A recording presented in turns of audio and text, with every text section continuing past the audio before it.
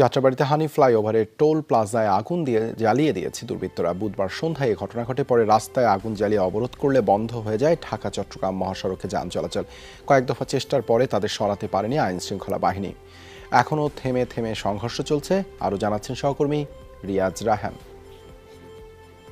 যাত্রাবাড়ি ফ্লাইওভারের ঠিক মুখে অর্থাৎ চট্টগ্রাম সড়ক ঢাকা চট্টগ্রাম মহাসড়কের চট্টগ্রাম অংশ থেকে যেই দুনিয়ার অংশ যে অংশ রয়েছে সেই দুনিয়ার অংশে আন্দোলনকারীদের নামে অবরোধ করে এবং সেখানে যাত্রাবাড়ি ফ্লাইওভারের যে টোল প্লাজা রয়েছে সেই টোল প্লাজায় তারা অগ্নিসংযোগ করে এবং আগুন দিয়ে পুরোটা জ্বালিয়ে দেয়। পাশাপাশি সড়কে অবস্থান নিয়ে তারা অগ্নিসংযোগ করেছে। এখানে আইনশৃঙ্খলা বাহিনী, পুলিশ, র্যাব, বিজিবির যারা সদস্যরা রয়েছেন তারা চেষ্টা করছেন নিয়ন্ত্রণের। এখান থেকে যতটুকু সম্ভব রাবার বুলেট এবং টিয়ারশেল নিক্ষেপ করে তাদেরকে ছত্রভঙ্গ করার চেষ্টা করছেন।